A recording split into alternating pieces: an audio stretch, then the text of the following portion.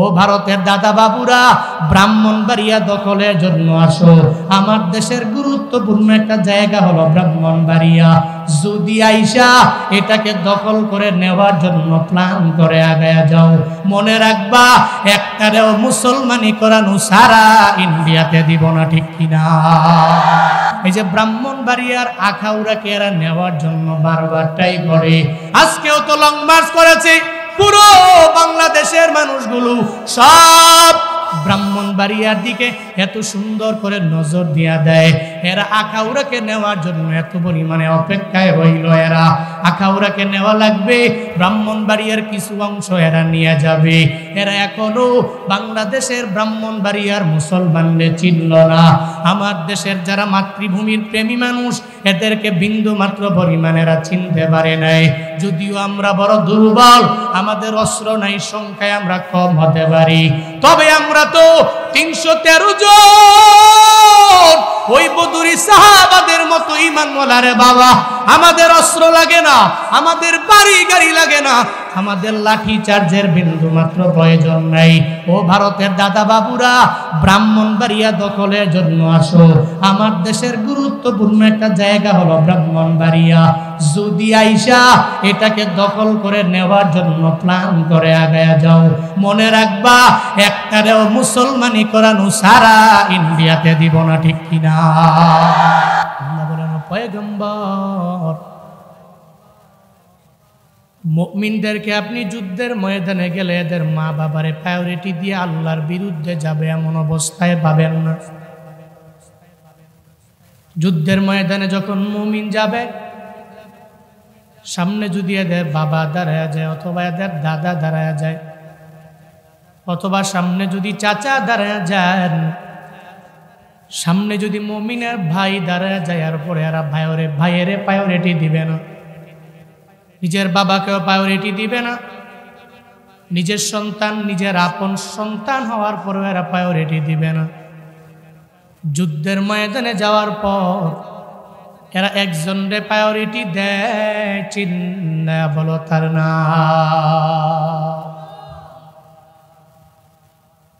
আল্লাহ পাক বলেন, ও পয়গম্বর আমার, যুদ্ধের ময়দানে যাওয়ার পরে এদের বাবারে এরা প্রায়োরিটি দেয় না। ওয়ালাউ কানু আবাআহুম আও আবনাআহুম আও ইখওয়ানাহুম আও আশীরাতাহুম। আল্লাহ বলেন, ও পয়গম্বর আমার, যদিও এদের সামনে এদের বাবা দাঁড়ায়, বাবারে প্রায়োরিটি দেয় না, যুদ্ধের ময়দানে বাবার বিরুদ্ধে ঝাঁপিয়ে পড়ে। যুদ্ধের ময়দানে যদি এদের কাফের, এদের ভাইয়েরা সামনে দাঁড়ায় যায়, যুদ্ধের ময়দানে আল্লাহর বিরুদ্ধে যায় না, ভাইয়ের বিরুদ্ধে তরবারি নিয়ে যুদ্ধের ময়দানে দাঁড়ায় যায়। এদের সামনে যদি এদের সন্তান সন্ততির সামনে দাঁড়ায়, কাফের অবস্থায় যদি দাঁড়ায়, তাহলে তরবারি নিয়ে যুদ্ধের ময়দানে এদের বিরুদ্ধে যুদ্ধের ময়দানে দাঁড়ায় যায়। আও আশীরাতাহুম, যদি এদের সামনে আত্মীয় স্বজনেরা দাঁড়ায় যায়, এদের ক্লোজ রিলেটিভেরা দাঁড়ায়, কাফের অবস্থায় তরবারি নিয়ে সামনে দাঁড়ায় যায়, আমার আল্লাহরে প্রায়োরিটি দেয়, নিজের আত্মীয়রে প্রায়োরিটি দেয় না। কারণ এদের মনে কারো ভয় নাই, এদের মনে একটাই চিন্তা, একজনকে রাজি করা লাগবে, চিন্তা বলো তার না। দুনিয়ার কোন মানুষের আমি রাজি করা লাগবে না, আমি আল্লাহকে রাজি করে নিব, এই চিন্তা নিয়ে যুদ্ধের ময়দানে এরা সামনে দাঁড়ায় যায়। আল্লাহ পাক কখনই আয়াতটাকে নাজিল করলেন, কার মাধ্যমে আল্লাহ নাজিল করলেন? মায়ান নবী মক্কা থেকে মদিনায় আসলেন। মক্কার ভিতরে কাফেরেরা আবু জাহাল, উতবা, সাইবা, ওয়ালিদ ইবনে মুগিরা নবীরে মক্কায় থাকতে দেয় না। রহমাতুল লিল আলামিন কালেমার দাওয়াত দেয়, এরা মেনে নিতেও রাজি না। সব আমার নবীরে মারার জন্য মনের মধ্যে বারবার ফোন দিয়াট। ওদিকে মাঝে মাঝে চাচা আবু তালেবের কাছে যায়, আর যায় বলে, এই চাচা তোমার ভাতিজারে তুমি থামায়া দাও। মোহাম্মদ বারবার কালেমার দাওয়াত দেয়, তারে একটু থামায়া দাও। যদি না থামাও ওরে মারার জন্য যতগুলা ফন্দি আমাদের আঁকা লাগবে আমরা আঁকবো। মুহাম্মদের না মারা পর্যন্ত আমরা মক্কার জমিনে থামতে পারি না। মায়ান নবীরে মারার জন্য, মক্কা থেকে বিতাড়িত করে দেওয়ার জন্য এরা ট্রাই করা আরম্ভ করে দিল। আল্লাহ পাক নবীকে আদেশ দিয়ে দিলেন, ও পয়গম্বর আমার, মক্কায় আর থাকা লাগবে না, মদিনায় রওনা হয়ে যান। মায়ান নবী মক্কা থেকে মদিনায় যাওয়ার জন্য যখন রওনা করে, বারবার মাতৃভূমির প্রেমে পইরা বারবার নবী তাকায়, মক্কার দিকে তাকা বলে, এরে মক্কা, তুই আমি মুহাম্মদের মাফ করে দিও। আমি চাই নাই তোর এলাকা থেকে সারিয়ে আমি অন্য এলাকার মধ্যে যাব।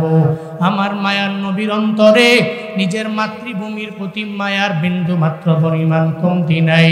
আল্লাহ পাক আমার নবীর অন্তরের ভিতরে মাতৃভূমির মায়া এত পরিমাণে জমা দিয়েছেন, নবী মক্কার জন্য চোখের পানি ফালায়া ফালায়া কান্না করে আর ডেকে বলে, ও মক্কা, আমি মদিনায় যাই, আমারে থাকতে দেয় নাই।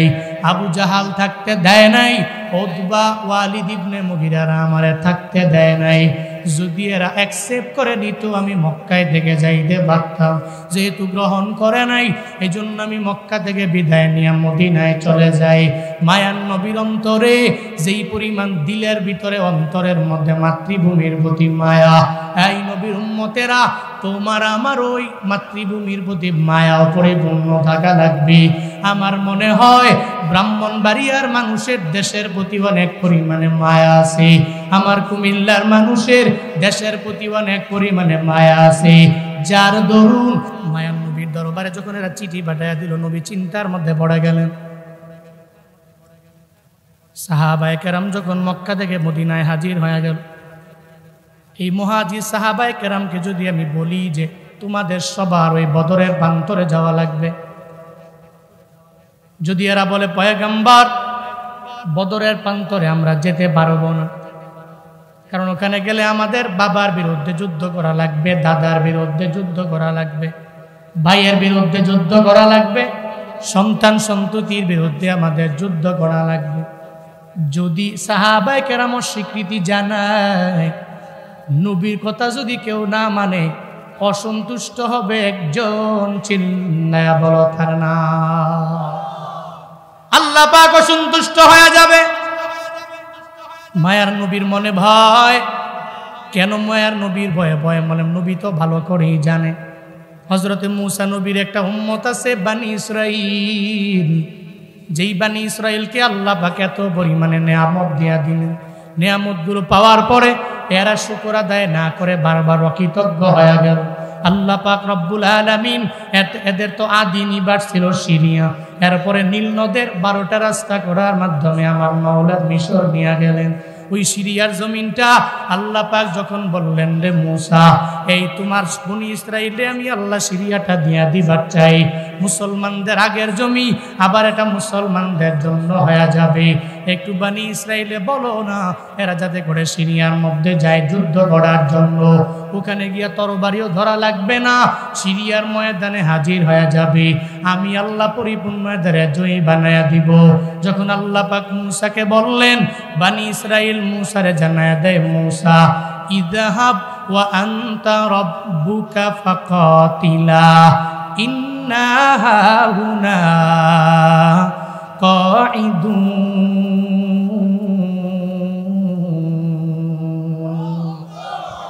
এরপরে মায়ান নবী চিন্তা বাদ দিয়ে আবু বকরের দরবারে যায়।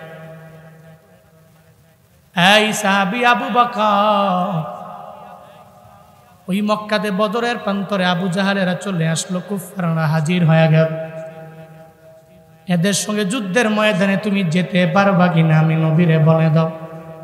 আবু বকর বলে, পয়গম্বর আমি কেন যুদ্ধের ময়দানে যেতে পারবো না নবী আমার, মক্কাতে ছিলাম আমি বড় ধনী, আমার টাকার অভাব নাই, এত এত পরিমাণে ধন সম্পত্তির মালিক ছিল, ওই মক্কাতে আমি ছিলাম বড় ধনী, আমার মতো টাকাওয়ালা কেউ নাই, এত পরিমাণে টাকা পয়সার মালিক হওয়ার পরেও আপনি আমারে বললেন মক্কা থেকে মদিনায় যাওয়া লাগবে, আমি আর দেরি করলাম না। যেদিন থেকে আপনি বললেন ওই দিন থেকে আমি আবু বকর আপনার জন্য রেডি হয়ে গেলাম, একটু মদিনায় আপনার সফর সঙ্গী হয়ে হিজরত করার জন্য। শুধু তাই না, একটা গুহার ভিতরে ঢুকার পরে আমি সাপের কামড় খাইলাম, আমি এত শ্রম দিয়া দিলাম সব নবী আপনারে পাওয়ার জন্য গো পয়গম্বর। আমি মক্কা থেকে মদিনায় আসলাম, আমার ধন সম্পত্তির দিকে আমি একটুও তাকাইলাম না, আপনি নবীর মায়া আমারে মক্কা থেকে মদিনার মধ্যে নিয়ে আসলো। ও পয়গম্বর, বদরের প্রান্তরে আজকে যেতে পারবো কি পারবো না, এই ব্যাপারে আপনি আমারে বললেও কি না বললেও কি, যখনই আপনি বলবেন বদরের প্রান্তরে যাওয়া লাগবে, পারমিশন নেওয়া লাগবে না, আমি আবু বকর বদরের প্রান্তরে যাওয়ার জন্য হাজির হয়ে যাব। বলেন সুবহানাল্লাহ। মায়ার নবী এবার যায় বলে, ওমর ওই বদরের প্রান্তরে যুদ্ধের ময়দানে যাওয়া লাগবে, ওমর তুমি যাইবেন? উমর বলে, পয়গম্বর আমার, আমি কোন উমর জানেননি, আমারে বললেন আমি যাব কি যাব না। পারমিশন নেওয়ার জন্য আমার দরবারে হাজির হয়ে গেলেন গো নবী আমার। আমি তো সেই ওমর যে কালেমা পড়ার আগে যে ওমর ছিলেন জাহান্নামের কিনারায়, কালেমা পড়ে আমার রব তারে জান্নাতের মেহমান বানায় দিন। ওমর জানায় দেয়, পয়গম্বর আমি তো হলাম সেই ওমর, ওই আবু জাহাল উতবা সাহেবরা আমারে পরিপূর্ণভাবে উপহার দিবে, এই চিন্তা নিয়ে আমি 100 উটনি পাওয়ার জন্য তরবারি নিয়ে দৌড় দিয়ে দিলাম। আপনার দেহ থেকে গর্দানটাকে আলাদা করার জন্য যখন আমি দৌড় দিলাম, প্রতিমধ্যে যাওয়ার পরে ওমরের বোন ফাতেমা মানে আমার বোন ফাতেমা, ওই ফাতেমার কণ্ঠের তিলাওয়াত শুই না তিলাওয়াতের মায়ায় পড়ে গেলাম। আমি বললাম, ফাতেমা এই তিলাওয়াত তো তোমার জবান দিয়ে শুনলেই হবে না, আমার এমন একটা সন্ধান দাও যেই জায়গায় গেলে পরিপূর্ণ এই তিলাওয়াত শোনা যাবে।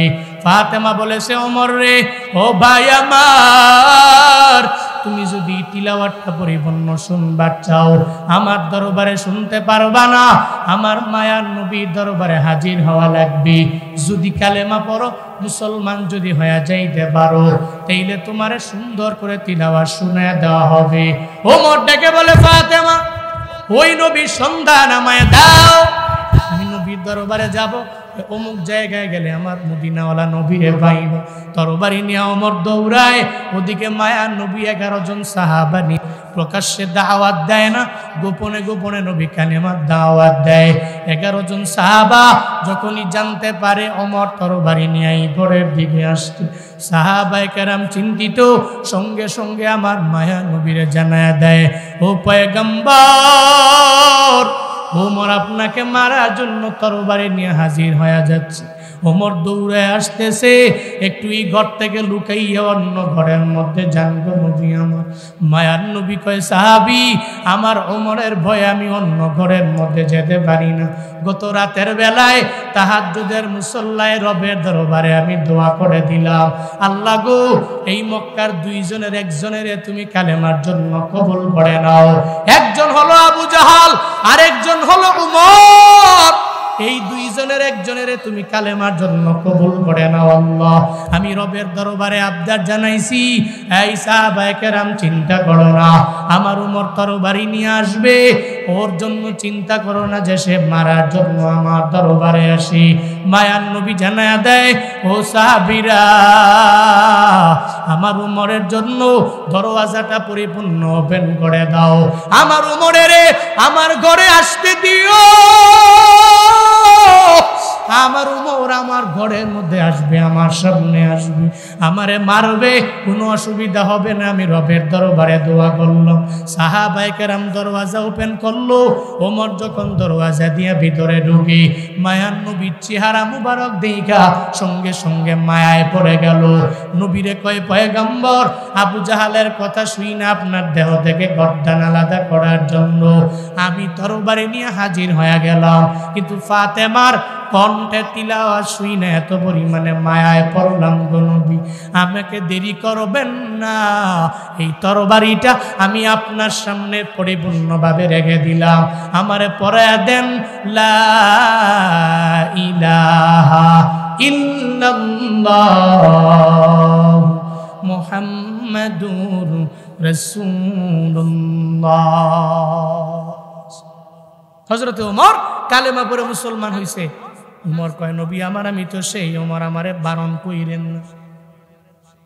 বদরের প্রান্তরে আমি যাব, সব সাহাবীরা যদি আপনারে সাইরা বাড়ির মধ্যে চলে আসে, ও পয়গম্বর লালা, আমি ওমর সাইরা আপনারে যুদ্ধের ময়দান থেকে আসব না। সবাই যদিও চলে আসে, আমি ওমর আর আপনি বদরের প্রান্তরে যুদ্ধের ময়দানে থাকবো। বলেন মারহাবা। মায়ার নবী চিন্তা কেটে গেল। মুহাজির সাহাবায়ে কেরাম রাজি, আনসার সাহাবায়ে কেরাম যখন রাজি হয়ে গেলেন, বদরের প্রান্তরে যাবেন। 313 জন সাহাবা যখন রওনা হয়ে যায়, আল্লাহ কয় নবী আমার, বদরের প্রান্তরে যেই 313 জন সাহাবায়ে কেরাম গেল, চিন্তা করবেন না, এরা বিপদে ইসলামটাকে উঁচু করার জন্য এদের হাতের মধ্যে বিন্দু মাত্র পরিমাণ অস্ত্র নাই। এই সাহাবায়ে কেরামেরা এদের হাতের মধ্যে খেজুরের ডাল নিয়ে এরা বদরের প্রান্তরে যায়। আমি আল্লাহ ঘোষণা দিলাম, এই 313 জন সাহাবায়ে কেরামের পূর্বের পরের সব গুনাহ মাফ করে দিলাম। জিন্দেগীর সমস্ত গুনাহ মাফ করে দিলাম। বদরের প্রান্তরে যে 313 জন সাহাবা গিয়েছেন, এদের জীবনের শুরু থেকে নিয়ে শেষ পর্যন্ত আল্লাহ পাক সমস্ত গুনাহ মাফ করে দিয়েছেন। এর মানে এর পরবর্তীতে এরা গুনাহের মাত্রা বাড়াইয়া দিয়েছেন। হ্যাঁ, আমগো যদি খালি একজন কইছে যে আপনি জান্নাতি মানুষ, আমগো বাপসাপ কি কয় খাইছে, জান্নাতি হয়ে গেছি কিন্তু। আর যদি কইতো কেউ আপনি জান্নাতের সার্টিফিকেট পাইলেছেন, হ্যাঁ করবো নামাজ বাদ দে, আমল টামল সব বাদ দে, জান্নাত তো পাইয়াই নিস। ওই যে ওই দিন একজনে বলতেছে, দেখছি ফেসবুকে আসছে সামনে, স্ক্রলিং করতে করতে তো বলতেছে, আমি এমন বাবার কাছে মুরিদ হমু যেই বাবা আমারে কইতে বাধ্য হবে যে তুই জান্নাতি, তোর নামাজ ওটা কিচ্ছু লাগবে না, আমি তোরে নিয়ে যাবো। ওই বাবা তো বাবাই না, যেই বাবাই কয় যে আবার আমার কাছে মুরিদ হলে নামাজ রোজা পড়তে হইবে, কিন্তু বাবা নাকি? বাবা তো এটা যে বাবাই বলবে নামাজ রোজা পড়লে বল, না পড়লে নাই, তোরে লইয়া আমি ব্যস্ত যাব না। জীবনেও কোনোদিন কোন হক্কানি আলেম, কোন হক্কানি পীর, হক্কানি কোন আলেম এ কথা বলতে পারে, বাবা আমার কাছে আসছো, মুরিদ হইছো, আলহামদুলিল্লাহ, তবে 5 ওয়াক্ত নামাজ তোমার পড়াই লাগবে, তোমার কবরে তুমি যাবা, আমার কবরে আমি যাব। ঠিক কিনা? পৃথিবীতে এমন কোনো ব্যক্তি নাই যেই ব্যক্তি হ্যাঁ নামাজ পড়ে নাই, এটা জোর করে ধইরা জান্নাতে নিতে পারবে, পৃথিবীতে এমন কোনো ব্যক্তি নেই। আল্লাহ আমাদের প্রত্যেককে সঠিক সমঝ, সঠিক বুঝ দান করুন। সকলেই পড়ি আমিন। এজন্য চালাক মানুষ তো এরা, যারা ভালো কিছুর প্রতিদানের কথা শুনলে আরো মাত্রা বাড়িয়ে দেয়। সাহাবায়ে কেরামের মতো চালাক এই দুনিয়ার মধ্যে কেউ হতে পারে না। আল্লাহ পাক বললেন 313 জন সাহাবারে আমি আল্লাহ মাফ করে দিলাম। এরপরে এরা আমলের মাত্রা বাড়ায়া দেয়, যুদ্ধের ময়দানে যায়, নিজের তাজা রক্তগুলো জমিনের মধ্যে বিলীন করে দিয়া দেয়। এদের মনে চিন্তা হলো আল্লাহ জান্নাত দিলেন, আরে এমন কোন অন্যায় করার কারণে আল্লাহ যাতে কেড়ে না নেয়, আল্লাহ পাক যাতে করে আমারে জাহান্নামে না দেয়, জান্নাতের মধ্যে রাখে। এই চিন্তা নিয়ে সাহাবায়ে কেরাম আগায়া যায়। ওই সাহাবায়ে কেরামদের ভিতরে 313 জনের ভিতরে একজনের নাম আবু উবায়দা ইবনুল জাররাহ। ওই আবু উবায়দা ইবনুল জাররাহকে সঙ্গে করে লইয়া মদিনাওয়ালা নবী যখন বদরের প্রান্তরে যায়, আমার মাওলার কুদরত, বদরের প্রান্তরের মধ্যে যাওয়ার পরে আবু উবায়দা জানতে পারে তার জাররাহ বাবাটা বদরের প্রান্তরে আছে। তবে আবু উবায়দা তো মুসলমান, বাবা তো কালেমা পড়ে মুসলমান হয় নাই। আবু উবায়দার মনের মধ্যে এত পরিমাণে টেনশন, চিন্তায় পড়ে গেল, আমার বাবা যদি যুদ্ধের ময়দানে আমার সামনে আসে আমি কি করব? আমি নিয়ত করে ফেললাম যুদ্ধের ময়দানে আমার বাবার সাথে কোনো অন্যায় আচরণের মধ্যে আমি যেতে চাই না, আমি যেতে পারিও না। আল্লাহ পাক জানায় দিয়েছেন যদি তোমার বাবা মুশরিক হয়ে যায় তোমার বাবা যদি কাফের হয়, তোমার বাবা যদি হিন্দু হয়, তোমার মা যদি মুশরিকা হয়, তোমার মা যদি কাফেরাও হয়, তোমার মা যদি অন্য কোনো ধর্মের যদি অবলম্বনকারিণী হয়, এরপরেও আব্বা আম্মার সাথে বেয়াদবি করা যাবে না। ওই মা বাবার সাথে ভালো আচরণ করে অগ্রগামী হওয়া লাগবে। কিন্তু কপাল পোড়া যুবকেরা কেমন জানি হয়ে গেল। এরা কেন এমন? এদের মনের মধ্যে কেন যেন চিন্তা চলে আসে। এরা মায়ের মহাব্বত করে না, বাবারেও মহাব্বত করে না। ও ব্রাহ্মণবাড়িয়ার যুবক, তোমার মায়ে তো হিন্দু না, তোমার বাবাও তো হিন্দু না, তোমার মায়ে তো কাফের না, তোমার বাবাও কাফের না, কিন্তু এরপরেও মুসলমান হওয়ার পরে মায়ের মনে আঘাত দাও, এরপরেও তুমি বাবার মনে আঘাত দাও। রে বাবা, মনে রাখবারে যুবকেরা, জীবনে কোনোদিন মা বাবার মনের মধ্যে আঘাত দিও। কোনো বান্দা জীবনে কোনোদিন কামিয়াব হতে পারে নাই। আমি জুনায়েদ আল হাবিব কেমনে বয়ান করে জানো নি রে বাবা, কেমনে দৌড়াই? ইলমের পাওয়ারে আমি দৌড়াই না, আমলের পাওয়ারে দৌড়াই না, ইলমের পাওয়ারে দৌড়াই না। মাঝে মাঝে কেউ যদি বলে কেমনে দৌড়াও তুমি, আমি জবাব দিয়া দেই, আমার পাওয়ার আমার কামালিয়াতের মাধ্যমে আমি আগাই না। এক নম্বরে আমার আল্লাহর দয়া, 2 নাম্বার আমার মা বাবার দোয়া। 1 নম্বরে আল্লাহর দয়া, 2 নম্বরে মা বাবার দোয়া। এই 2টা জিনিস নিয়ে আমি অগ্রগামী হয়ে যাই। ও আল্লাহর বান্দা, তুমি ওই 2 জনের থেকে দোয়া নিয়ে যদি আগায়া যাও, চাকরির মধ্যে আমার মাওলা পদোন্নতি করে দিবি, তোমার মাছের খামারের মধ্যে আল্লাহ বরকত বাড়ায়া দিবি, তোমার জীবনে যেই ব্যবসা বাণিজ্য করো আমার মাওলা বরকত বাড়ায়া দিবি। কিন্তু বুঝবা না রে বাবা, যতই বারবার বয়ান করি, তুমি মনে মনে ভাববা আব্বা আম্মারে দেখলে তুমি সব ভুইলা যাও, এরপরে এদের সাথে অন্যায় আচরণে লিপ্ত হয়ে যাও। যেদিন ওদিনই টের বাবা, যেদিন মা বাবা দুনিয়া থেকে বিদায় নিয়ে চলে যাবে রে বাবা। এই যে তোমাদের ব্রাহ্মণবাড়িয়া জেলা, এই শহরের মধ্যে একটা যুবক গত 2 বছর আগে আমার টেলিফোন করছিল, আমার মনে আছে। গভীর রাতে রাত 2টার দিকে আমার টেলিফোন কইরা জানায়া দেয়, হুজুর আমি শহরের মধ্যে একটা ভালো অফিসিয়াল চাকরি আমি করি, আমার বেতনও অনেক, আমি প্রায় 1.5-2 লাখ টাকা মাসে কামাইতে পারি। আল্লাহ আমারে টাকার মালিক বানাইছেন, আল্লাহ আমারে বাড়ির মালিক বানাইছেন, আল্লাহ আমারে গাড়ির মালিক বানাইছে। তবে আমার কপাল বড় খারাপ, আমার বাড়ি সিরাজগঞ্জ জেলা। আমি বাড়িতে যাওয়ার পরে আমার সুন্দর বাড়ি আমি দেখতে পারি। আমার কপাল খারাপ, আমি আমার মায়ের দেখতে পারি না, আমার বাবারেও দেখতে পারি না। তুমি টাকাওয়ালা হইছো, কিন্তু মা বাবারে না পাইলে এই টাকার দাম নাই। ও আল্লাহর বান্দা, বড় বাড়ির মালিক হইছো, বাড়িতে যাওয়ার পরে আব্বা আম্মারে পাও নাই, দাম নাই। তুমি অনেক টাকার মালিক, এরপরে বাড়িতে যাওয়ার পরে মনে মনে ভাববা, আরে মা বাবা এক সময় অনেক গরিব ছিল, টাকার অভাবে আঙ্গুর কিনতে পারেন নাই, টাকার অভাবে কমলা কিনতে পারেন নাই, আপেল কিনতে পারেন নাই, কিন্তু আজকে আমার টাকা এত পরিমাণে হয়ে গেল।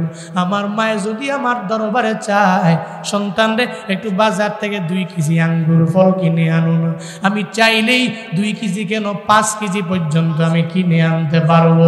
এখন আমার টাকা আছে, বাড়ি আছে, গাড়ি আছে, বিবি আছে, কিন্তু আমার কপাল বুঝি খারাপ, আমার মা দুনিয়ার মধ্যে নাই। যুবক আমারে বলতে লাগলো, হুজুর ছোটবেলায় 6 বছর বয়সে আমি বাবারে হারাইলাম, আমার বাবারে আমি হারাইয়া আমি এত পরিমাণে পাগল ভাড়া হয়ে গেলাম। মাত্র 6 বছর বয়স, আমার মায় মনে মনে চিন্তা ভাবনা করি আমি অন্য স্বামীর গলে আমার জীবন সুন্দর হয়ে যাবে, জীবনটাকে সুন্দর করতে পারবো। এই চিন্তা থাকার পরেও আমার মায় মনে মনে ভাবে স্বামীর ঘরে যাব না, আমার সন্তানটারে আমি লালন পালন করব। আমি তার চেহারার দিকে তাকাইয়া আমার পুরা জিন্দেগিটা কাটাইয়া দিব। মায়েদের এই স্যাক্রিফাইস সমাজে আছে না না? ওই বান্দি স্বামী হারায় ফেলল, কিন্তু সন্তানের চেহারার দিকে তাকাইয়া মনে মনে ভাবে আমি অন্য কোনো স্বামীর ঘরে যাব না। এই চিন্তা নিয়ে যখন মা আগাইতে লাগলো, যুবক বলে, হুজুর আমি প্রতিদিন স্কুলের বারান্দায় বারান্দায় যাই, সকালবেলা যাওয়ার আগে আমার মায়ের কাছ থেকে আমি দোয়া নিয়ে আগে যাই। হঠাৎ করে একদিন মেট্রিক পরীক্ষা দেওয়ার আগে আমার স্যার আমারে বলল, 1200 টাকা তোমার দেওয়া লাগবে, এই টাকা যদি তুমি না দিতে পারো পরীক্ষা দিতে পারবা না। আমি সঙ্গে সঙ্গে বললাম, ও স্যার আমার টাকা নাই, যে টাকার অভাবে আমি ঠিক মতো চলতেও পারি না। আমি দোকানের সামনে গেলে ওই দোকান থেকে ফিরে ফিরে আমি চলে আসি। আমার টাকার অভাবে আমি একটা রেস্টুরেন্টে যাইতেও পারি না। হোটেলে কত মানুষ খায়, আমি ওই হোটেল থেকে ফিরিয়ে আমার বাড়ির মধ্যে চলে আসি। কারণ আমি জানি এই দুনিয়াতে আমার বাবা নাই, আমার মায়ে অনেক কষ্ট করে অন্যের বাড়িতে কাজ করে করে কোনো রকম আমারে চালায়। আমি যদি মায়ের দরবারে বলি, ও মা আমারে 1200 টাকা দাও, আমার মায়ের মনের ভিতরে এত পরিমাণে কষ্ট হয়ে যাবে, আমার মায়ের চেষ্টা করবে, অন্যের বাড়ি যাবে, চাকরি করে কষ্ট করে আর পরে টাকা জোগাড় করে আমারে দিবি। ও স্যার আমি মেট্রিক পরীক্ষা দিব না, আমার ফর্ম ফিল আপের দরকার নাই, আমার টাকা পয়সা আমি দিতে পারবো না, নাম কেটে দেন, রেজিস্ট্রেশন করতে পারবো না, আজকে থেকে সব পড়াশোনা আমি বাদ দিয়া দিলাম।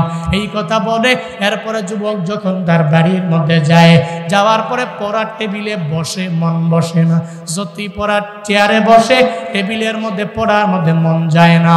খানার প্লেটে যখন বসে বারবার মনের মধ্যে একটা চিন্তা চলে আসে, আজকে বাবায় যদি থাকতো আমার টাকা দিয়ে দিত, আমি ফর্ম ফিল আপ করতে পারতাম।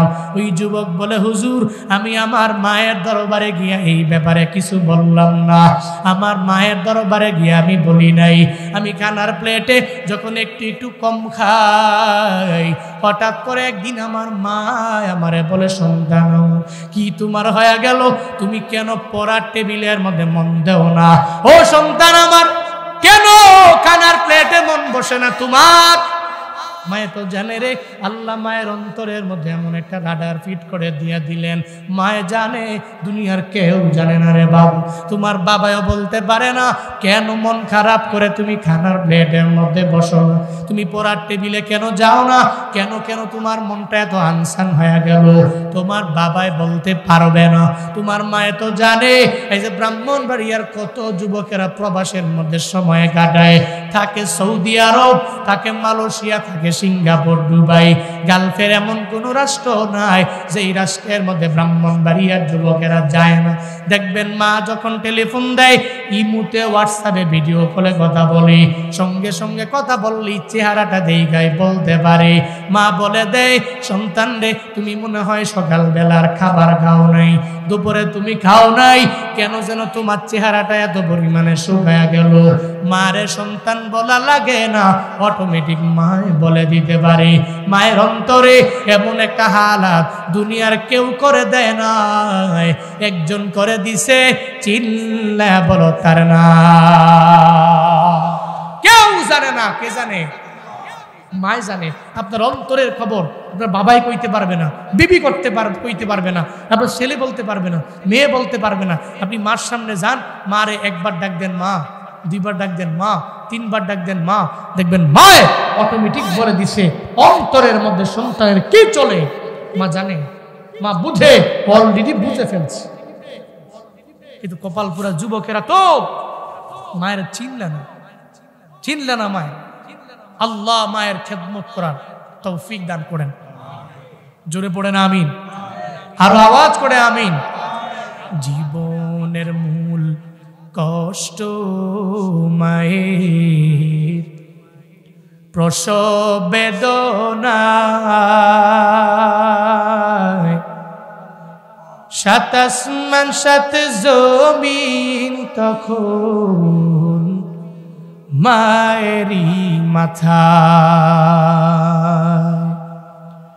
জীবনের মূল কষ্ট মায়ের, প্রসব বেদনা, সাত আসমান সাত জমিন তখন মায়েরই মাথা। এমন মাকে কেমনে আজি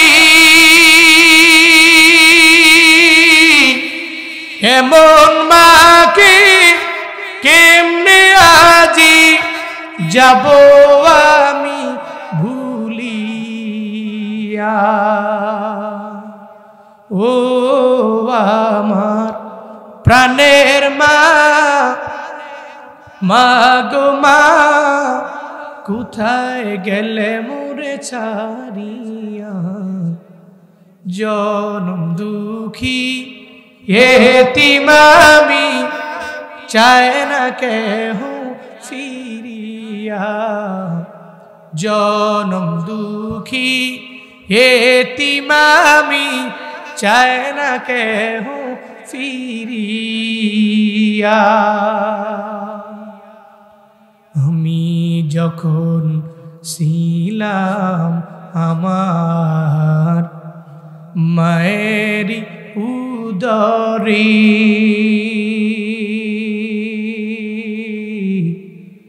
চলাফেরা করতেন যে মায়, কত কষ্ট করি। আমার সুন্দর মুখ দেখে মায়ের, আমার সুন্দর মুখ দেখে মায়ের, ব্যথা যায় দে হাসায়া। ও আমার প্রাণের মা, মা গো মা, কোথায় গেলে মোরে ছাড়িয়া। জনম দুঃখী এতিম আমি, চায় না কেহ ফিরিয়া। জনম দুঃখী এতিম আমি, চায় না কেহ ফিরিয়া। জনম দুঃখী এতিম আমি, চায় না কেহ ফিরিয়া। যেদিন মা দুনিয়া থেকে বিদায় নিয়ে যাবে, ওদিন মায়ের কদর তুমি হারে হারে দিতে পারো না। ওদিন মায়ের মাকবারার সামনে গিয়া যদি দাঁড়ায়া যাও, যদি মায়ের ডাক দাও, মা একটু কবর থেকে উঠে আমি সন্তানের একটু মায়া করে দাও না, ওদিন মায়ের যতই ডাক দেও রে যুবক, মায়ের কবর থেকে উঠে আসবে না রে বাপ। এই জন্য সময় থাকতে একটু মায়ের খাওয়ায় দাও, মায়ের দাম দিয়ে দাও। এদের থেকে দোয়া নিয়ে বান্দা তুমি আগায়া যাও। সন্তান আমারে বলে, হুজুর এরপরে আমি আমার মায়ের বারবার বলতে চাই না, কিন্তু মায়ের মন তো এমন, ওই মায়ের মনে তো মানায় না, বারবার আমার কাছে রিকোয়েস্ট করে, কেন তুমি খাও না। আমি জানাইয়া দিলাম, মা আপনারে তো বলি না ফর্ম ফিল আপের জন্য 1200 টাকা চেয়েছে আমার দরবার থেকে স্যার। আমি স্যারের স্পষ্ট জানাইয়া দিয়ে আসলাম, আমি পরীক্ষার হলের মধ্যে যেতে চাই না, ফর্ম ফিল আপও করবো না, আমি রেজিস্ট্রেশনের খাতার মধ্যে নামও ওঠাবো না। আমি নাম কেটে দেওয়ার জন্য আমি আমার স্যারের বলে আসলাম, আমি পরীক্ষা দিব না মা গো, কারণ 1200 টাকা আপনার দরবারে চাইলে কষ্ট হয়ে যাবে, আপনি জোগাড় করতে পারবেন না, আপনি দিতে পারবেন না। এই চিন্তা নিয়ে আমি পড়ার টেবিলের মধ্যে মন যায় না, আমার খানার প্লেটের মধ্যে বসলেও আমি খাইতে পারি না। মা সন্তানের কয়ে, দাঁড়াও, আমারে সময় দাও, আমি ঘর থেকে অন্য একটা ঘরের মধ্যে যাই। মা ওই ঘর থেকে অন্য একটা ঘরের মধ্যে নিয়ে একটা মাটির ব্যাংক আইনা দেয়। আয়েশা বলে, সন্তান রে, এই মাটির ব্যাংকটা ভেঙে দেখ, মাটির ব্যাংকটা ভেঙে দেখ, এটার ভিতরে কয় টাকা জমানো আছে। যদি টাকা সুন্দর করে পাও, তাহলে এসএসসি পরীক্ষাটা দেওয়ার জন্য স্কুলে যাবা, তোমার ফর্ম ফিল আপের জন্য টাকা হয়ে যাবে।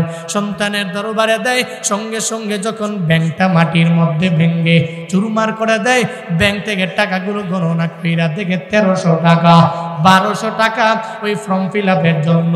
মা সঙ্গে সঙ্গে জানায়া দেয়, ও সন্তান রে, এই যে 1200 টাকা ধরো, তোমারে দিয়ে দিলাম ফর্ম ফিল আপের জন্য, আর 100 টাকা নাস্তার জন্য আমি মায়ে তোমারে দিয়ে দিল।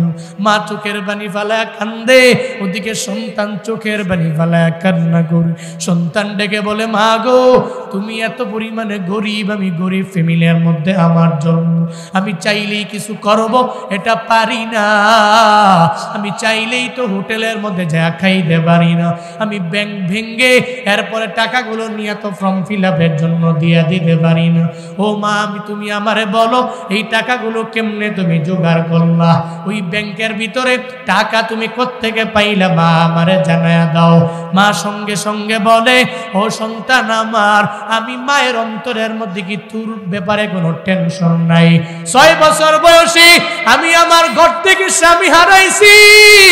ওই স্বামী হারাইয়া ওদিন থেকে আমি পরিপূর্ণ নিয়ত করে ফেললাম, আর জীবনে কোনোদিন অন্য কোনো স্বামীর ঘরের মধ্যে আমি যাব না। আমি তোর মায়ায় পড়লাম, তোর চেহারার দিকে তাকায়া জীবনটারে আমি কাটাইয়া দিতে পারলাম। সন্তান রে, প্রতিদিন স্কুলে যাওয়ার সময় যে প্লেটের মধ্যে একটা ডিম দিতাম, তুই তো মা পাগল ছিলি, আর একটা ডিম প্লেটের মধ্যে না রাখলে তুই খাইবি না। আমি মায়ে খাবো, এরপরে তুই খাবি, এজন্যই বাহানা করে তুই স্কুলে যাইতা। ওই প্লেটের মধ্যে 2টা ডিম আমি ঠিকই রেখে দিতাম রে সন্তান। তবে ওই 2টা ডিমের ভিতরে একটা ডিমকে সিদ্ধ করতাম, আর একটা আমি করতাম না। একটাকে আমি সুন্দর করে সিলে তোরে খাওয়াইতাম, আর একটা ডিম আমি মা খাওয়াইতাম না, কথার বাহানায় বুলাইয়া দিতাম। একটা ডিম খাওয়াইয়া আমি তোর স্কুলের মধ্যে পাঠাইতাম, আর একটা ডিম বিক্রি করে করে বাজারের মধ্যে যাইয়া এই ব্যাংকের ভিতরে প্রতিদিন কিছু কিছু টাকা করে আমি মা জমায়া রাখছি। আজকে ধর নিয়ে যা, আমি মায়ের জন্য দোয়া কইরা দিস। ফর্ম ফিল আপের জন্য 1200 টাকার প্রয়োজন, আমি মায়ের কাছে বলতে দেরি, আজকে ব্যাংকটাকে ভেঙে আমি মা তোর জন্য জোগাড় করে দিয়ে দিলাম। বড় মারহাবা, আরো জোরে মারহাবা। ও টাকা ধরো দিয়া দিলাম। যুবক আমারে বলে, হুজুর এমনি আমার মায় কষ্ট কইরা কইরা আমার এইভাবে স্কুলে পড়াইলো, কলেজে পড়াইলো। হঠাৎ করে একদিন আমি যখন কলেজ থেকে বের হয়ে বাড়ি যাব, বাড়িতে গেলাম। বাড়ির মধ্যে যাওয়ার পরে দেখি হঠাৎ করে আমার ঘরের দরওয়াজা তালা মারা। আমি চিন্তার মধ্যে পড়ে গেলাম, দরওয়াজা তালা মারা কেন? আমার মায়ে কি ঘরে নাই? কেন দরওয়াজা তালা মারা? চিন্তায় পড়ে গেলাম, আমি বড় টেনশনে পড়ে গেলাম। আরে আমার বাবায় দুনিয়ায় নাই, মায় যদি বিদায় নিয়ে চইলা যায়, মাও নাই বাবাও নাই। দরওয়াজা তালা মারা দেখা বড় চিন্তায় পড়ে গেলাম। সঙ্গে সঙ্গে ওই জায়গা থেকে আমি দৌড়াইয়া চাচি আম্মার ঘরে গেলাম। আমি বললাম, চাচি আম্মা, আমার মায় কোথায়? কেন দরওয়াজা তালা মারা পাওয়া গেল, আমার জানায় দেন। চাচি আম্মায় দেখি কথা বলতে চায় না। হঠাৎ করে আমি বারবার বলার পরে আমারে বলে, ও সন্তান রে, তোমার মা একটু আগে স্ট্রোক করলো, তাকে ধরাধরি কই না, অ্যাম্বুলেন্সের মাধ্যমে সিরাজগঞ্জ মেডিকেল কলেজের মধ্যে নিয়ে যাওয়া হয়েছে। একটু ওখানে যাও, যদি মায় বেঁচে থাকে মারে দেখতে পারো না, একটু যাও হসপিটালের মধ্যে যাও। একটু পরে এই কথা বলার পরে আমি ডানে যাব না বামে যাব, আমি বাসের তলে পড়বো নাকি সিএনজির তলে পড়বো, এই চিন্তা আমার মাথায় নাই। আমি দৌড়াইয়া রাস্তা পারাপার হইয়া যখন দৌড়ায় চলে গেলাম, আমি মেডিকেল কলেজে যা দেখি আমার মায়ের হালাত ভালো না। আমার মায়ের শয্যাশায়ী বেডের মধ্যে শুয়ে আছে, মনে হয় মারা যাবে। ডাক্তারেরা বলে, তুমি কে, তোমারে ঢুকতে দেওয়া হবে না। আমি বললাম, এখানে যে শুয়ে আছে ওনার একমাত্র সন্তান আমি হলাম দুনিয়ায়, আমারে ঢুকতে দেন, আমার মায়ের কাছ থেকে বিদায় নিব। যুবক বারবার আমারে বলে, হুজুরের পরে আমি ওই মায়ের দরবারে গেলাম। আমি তাকায়া দেখি শয্যাশায়ী বেডের মধ্যে আমার মা শুয়ে আছে। আমারে দেইখা মা চোখের পানি ফালায়া ফালায়া কান্না করা আরম্ভ করে দেয়। আমি মায়ের হাতে ধরলাম আর বললাম, মা, 6 বছর বয়সে আমি আমার বাবারে হারাইলাম। বাবারে হারাইয়া আমি মনে হয় দুনিয়াতে বড্ড এতিম হয়ে গেলাম। আমি ভালো কিছু খাইতে পারি নাই, ভালো কিছু পরিধান আমি করতে পারলাম না। ও মা, তুমি আমার জন্য এত পরিমাণে পাগল, আমার জন্য এত পরিমাণে পাগল হইয়া মা তুমি অন্য ঘরে যাও নাই, অন্য ঘরের মধ্যে স্বামীর ঘরে যাও নাই, নিজের জীবনটারে সুখী বানাও নাই, দুঃখী বানাইলা। ও মা তুমি আমারে বিদায় দিয়া যাইও না। তুমি যদি বিদায় দাও আমি সন্তানের মাও থাকবে না, আমার বাবাও থাকবে না। মা তুমি বিদায় দিয়া আমারে যাইও না। বারবার যদি আমি মায়ের আবদার জানাইল, আমার মায়ের মুখ নাড়াইয়া আমারে বলে সন্তান আমারে বিদায় দিয়া দাও। তোমার বাবারে তুমি পাও নাই, আমি মায়ের চেষ্টা করছি তোমারে লালন পালন করার জন্য, তোমার প্রত্যেকটা শখ আমি মিটানোর জন্য পরিপূর্ণ চেষ্টা করে নিলাম। তবে দুনিয়াতে স্বাভাবিক অবস্থা হলো দুনিয়া থেকে বিদায় নিয়ে আমারও চলে যাওয়া লাগবে। তোমার বাবায় যেদিকে গেল আমিও তো ওদিকেই চলে যাওয়া লাগবে। ও সন্তান তোমার গন্তব্যস্থান একই জায়গায়, আমি মায়েরে মাফ করে দাও, তবে অসুবিধা নাই, তুমি দুধে ভাতে থাকবা। আমি মায়ে তোমার জন্য মেডিকেল কলেজে দোয়া কইরা দিলাম। আল্লাহর কাছে আমি আবদার জানাইলাম, মালিক ও সন্তানটারে আমি তোমার দরবারে জিম্মা করে দিলাম, যাতে করে আল্লাহ তোমার নিজে জামিন হয়ে যায়। মেডিকেল কলেজে এই যে মা আমারে আমার কপালের মধ্যে ধইরা হাতটা নাড়াইয়া মুখটা নাড়াইয়া রবের দরবারে আবদার জানাইলো, হুজুর আজকে আমি এত টাকা পয়সার মালিক হয়ে গেলাম, বাড়ি গাড়ির মালিক হলাম, কিন্তু আমার বাড়িতে গেলে মেডিকেলে গেলে আমার মায়ের কথা মনে পড়ে। আমি এখন চাইলেই তো আমার মায়ের একটা দামি ফ্ল্যাটের মধ্যে রাখতে পারতাম, মায়ের জন্য একটা এক্সট্রা প্রাইভেট কার আমি কিনে দিতে পারতাম, কিন্তু আমার কপাল খারাপ, আমার এখন মাও নাই বাবাও নাই। ও ব্রাহ্মণবাড়িয়ার যুবকেরা এখন থেকে নিয়ত করে নাও রে বাবা, মরণের পরে তুমি মায়ের জন্য কান্না করলে লাভ নেই। মরণের পরে 40 দিন পরে জিয়াফতের অনুষ্ঠান তুমি করলা, কিন্তু মরণের আগে মায়ের দাম দাও নাই, চিকিৎসাও দাও নাই। এই কপাল পোড়ারা জীবনে কোনোদিন এমন করা যাবে না। আবু উবাইদা ইবনুল জাররাহ মনে মনে ভাবে, যদি আমার বাবা আমার সামনে পইরা যায়, আল্লাহ পাক তো বললেন বাবা কাফের হলেও তাদের সাথে যুদ্ধের ময়দানে গেলে ওই বাবার সামনে বাবার সাথে কোনো অন্যায় করা যাবে না। হ্যাঁ যদি আক্রমণ করে তাহলে বাবাকে তো যুদ্ধের ময়দানে প্রতিহত করা লাগবে। নিয়ত করে নিল বাবার দরবারে বদরের প্রান্তরে পড়ব না, এই চিন্তা নিয়ে আবু উবাইদা আগায়া যায়। আল্লাহ কয় না রে বান্দা, তুই নিয়ত করতে পারো, কিন্তু তোর নিয়ত তো তুই পূর্ণ করতে পারো না। নিয়ত পূর্ণ করবে একজন, চিল্লায়া বলো তার না। কে পূর্ণ করবে? নিয়ত তো জুনায়েদ আল হাবিব করতে পারে, কিন্তু নিয়তটা শেষ পর্যন্ত পূর্ণ করবে কে? বলেন না কে? বাইক নিয়ে বের হইলেন, ব্রাহ্মণবাড়িয়া শহরে যাবেন, নিয়ত আছে আপনার অন্তরে, নিবেন কে? পূর্ণ করবেন কে? আল্লাহ কয় আবু উবাইদার মনের ভিতরে নিয়ত কি জানো? বাবার সামনে যাতে বদরের প্রান্তরে না পড়ি, অন্যজনের সামনে পড়বো, এদের সাথে যুদ্ধের ময়দানে যুদ্ধ করব, কিন্তু বাবার সামনে পড়বো না। এই নিয়ত নিয়ে আগায়। আল্লাহ কয় তুই নিয়ত করছ বাবার সামনে পড়বি না, আমি আল্লাহ তো তোরে বাবার সামনেই ফেলাম।